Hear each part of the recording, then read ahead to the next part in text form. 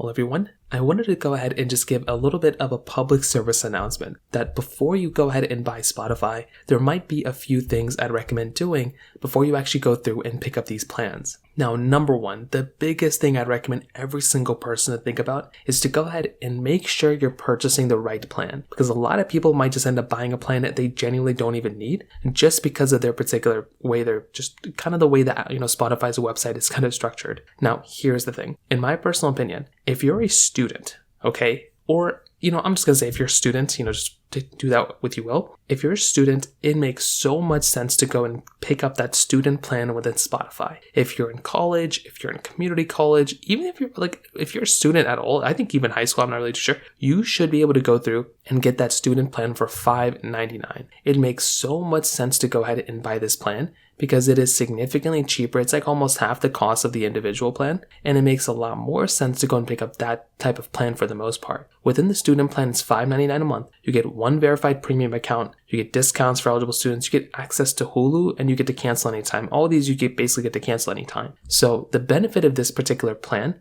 unlike the individual plan, is that you do get access to Hulu. So that is something that not a lot of other plans basically have, and that in and of itself is a really awesome, add-on. So I would make sure that if you're a student, make sure you're buying that plan. Now the other plans are kind of a little bit similar with just a little bit more capability. The big thing I'd recommend doing is that if you're a single person, your plan that you're going to get, it makes a little bit more sense. If you're a family, right, then that plan makes a lot more sense. If you're a family, it makes a lot more sense to go and buy one family plan. So you spend $20 a month and you get 6 premium accounts or kids accounts rather than having to pay for those accounts separately. It's like a third of the cost. So if you were to get 6 premium accounts separately, you'd basically go through and be spending at least like $11 to $12 a month. That is significantly more than just buying the family plan. So at that point, I'd recommend just going through and getting that family plan. And as long as you share the same address with the other family members, you'll be good to go and you can have 6 separate accounts at that point. Now, if you're not in a family, then the next best thing is to basically go through